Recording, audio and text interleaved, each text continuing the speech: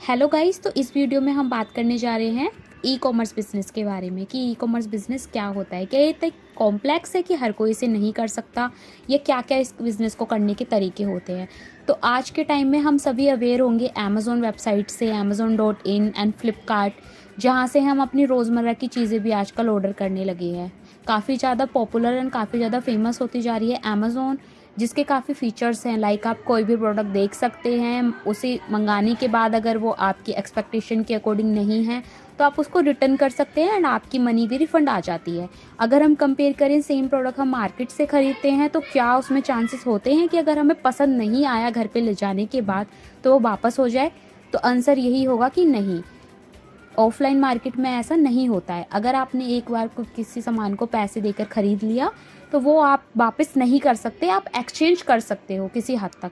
But हमें online and e commerce में यही फ़ायदा है कंज्यूमर पॉइंट ऑफ व्यू से कि कोई भी प्रोडक्ट देखने के बाद अगर पसंद नहीं आता है तो वो रिटर्न हो सकता है।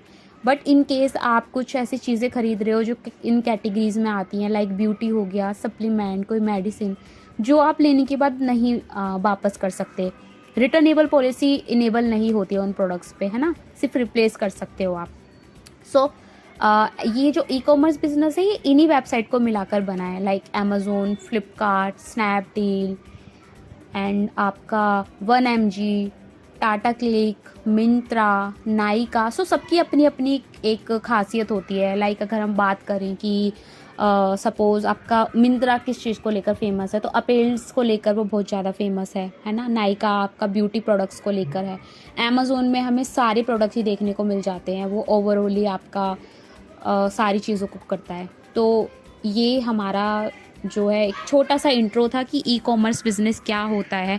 सो अमेज़ोन एंड फ्लिपकार्ट का एग्जांपल देने का आपको यही मोटो था कि अमेज़ोन के आज के टाइम में सब अवेयर हैं अमेज़ोन से कि व्हाट इज़ अमेज़ोन, कि अमेज़ोन से हम कुछ भी ऑर्डर कर सकते हैं, घर बैठे मंगा सकते हैं। तो बट अगर हम बात करें, ये बात रही कस्टमर जर्नी की, बट अगर हम बात करें कि as a seller how we can sell on Amazon, on Flipkart और मिंत्रा, सबका एक एक प्रोसेस होता है। तो हम वहाँ से कैसे अर्निंग कर सकते हैं, अपने प्रोडक्ट्स को कस्टमर तक कैसे भेज सकते हैं, कैसे उनकी विजिबिलिटी बढ़ा सकते हैं, कैसे हम और अपनी सेल को बूस्ट कर सकते हैं। तो इन सब के अलग अलग पैरामीटर, अलग अलग तरीके होते हैं। तो हम बात करेंगे अमेज़ोन की या फिर किसी भी मार्केट प्लेस की। तो बेसिकली अपना कोई प्रोडक्ट सेल आउट करने के लिए या अमेज़ोन जैसे प्लेटफॉर्म को बेचने के लिए आपको चाहिए होता है एक जीएसटी सर्टिफिकेट, जो आप सभी अवेयर होंगे कि वो क्या होता है, एक पैन कार्ड एंड जो बेसिक डिटेल्स होती हैं अकाउंट एंड अदर डिटेल्स। तो एक बेसिकली फॉर्म होता है, आप उस पर फिल आउट करते हो अपनी कंपनी की डिटेल्स। उसके बाद में आप अपने प्रोडक्ट की लिस्टिंग करते हो, मतलब अपने प्रोडक्ट की फ़ोटो एंड उसके बारे में, लाइक प्रोडक्ट का नाम, प्रोडक्ट की डिस्क्रिप्शन, प्रोडक्ट की डिटेल आप अमेज़ोन के बैकएंड पे फीड करते हो। उसके बाद में आप प्राइसिंग डालते हो अपने प्रोडक्ट की, फिर वो आपका प्रोडक्ट लाइव हो जाता है एंड amazon.in कस्टमर पोर्टल पे शो होने लगता है। एंड हम जैसे कस्टमर्स को ऑप्शन आता है कि आपका प्रोडक्ट देखें एंड उसको ख़रीदें, बाय नाउ का option and add to cart obviously. तो ये सारे ऑप्शन आते हैं। तो इनको हम इस प्रोसेस को हम कैसे कर सकते हैं, कैसे फॉलो करके हम यूज़ कर सकते हैं, या ये सारे ऑप्शंस, कितना टाइम लगता है इनको, रजिस्ट्रेशन चार्जेस क्या होते हैं या नहीं होते हैं, किस पोर्टल पे कितने चार्जेस हैं, कितना कमीशन है।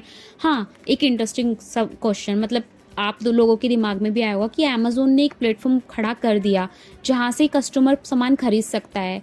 तो अमेज़ोन को यहाँ पे क्या फ़ायदा है? तो गाइस, अमेज़ोन को यहाँ पे फ़ायदा होता है, वो सेलर से कमीशन चार्ज करता है। सपोज़ अगर हमारा कोई प्रोडक्ट 100 रुपीज़ की एमआरपी है एंड सेलर भी उसको 100 रुपीज़ का ख़रीद रहा है, तो कस्टमर भी उसको 100 रुपीज़ का ख़रीद रहा है, तो अमेज़ोन बीच में एक मीडिएटर का काम कर रहा है, तो वो अपना कमीशन चार्ज करता है। Commission it depend on the category, like which category you guys are selling. If you are selling books, if you are selling the electronic, if you are selling the medical equipments, if you are selling any supplement, so like it depend on the category. There are lots of category, different categories. So in case if you are selling any supplement, so supplement पे for example अगर 7% commission है तो 7% commission of the Amazon and आपका shipping charges वगैरह वो cut के आपको पूरी कैलकुलेशन उस तरीके से करनी होती है। तो हम अगर आप इंटरेस्टेड हैं तो इसके बारे में नेक्स्ट वीडियो बना के आपको बताएंगे कि आप कैसे अमेज़ोन पे ऑनबोर्ड कर सकते हो। तो अभी के लिए इस वीडियो में इतना ही, अगली वीडियो में जल्द ही मिलते हैं। Thank you.